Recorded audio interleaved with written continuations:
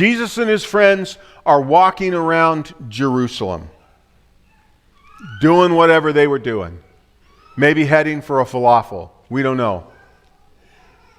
And Jesus looks over this way or looks over this way and sees this man, and in his divinity knows that there's a lesson here. Who's the lesson for? It's for his disciples. It's for you and me. It wasn't for the man. The man was a tool that God wanted to use.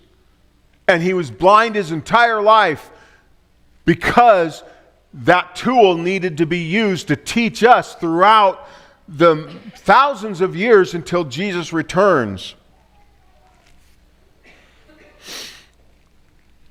Though many people in Jerusalem knew something about Jesus from everything he'd done, from everything he'd said, this man had no clue.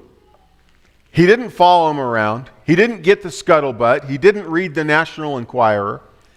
He didn't know anything about Jesus. But he can hear. He's not deaf. And he hears people walking by all the time. And then some guy says, yeah, he's been blind since birth. And his ears pick up. Oh, maybe he's going to give me money.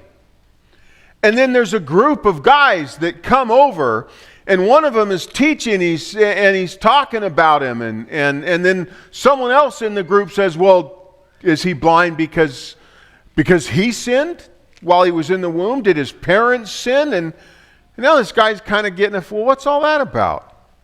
Look, either give me a coin or move on. Don't just stand in the way.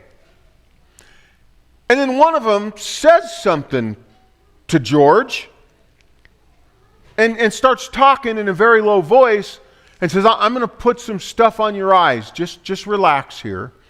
And he hears him spit on the ground. And he can hear him fumbling, and all of a sudden he's rubbing what must be mud on his eyes. I can smell it. It's gross. And the man says, now don't just wipe this off. You need to find your way to the pool of Siloam, which may have been a few feet away, but if the man was in the temple, it was quite a ways away in the city of Jerusalem. Don't wipe it off. Go to the pool of Siloam and wash this off. Trust me. Well, there's something about the way the man said this that made him trust.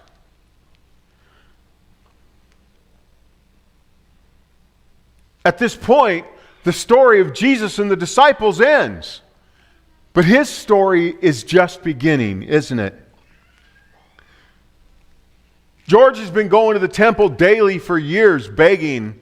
It's his only way to provide.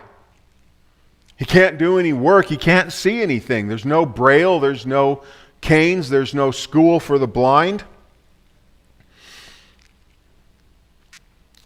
Somebody wipes mud all over him. It's really weird, but he trusts him. He finds somebody to take him to the pool that Jesus told him. He gets down and he dips his hands in and he kind of washes it off. He doesn't know why.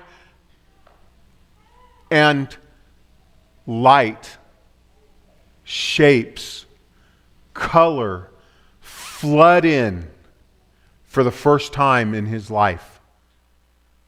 And it's a little bright, but he's completely healed. Look at Jerusalem. It's beautiful. The temple. Wow. His story's just beginning.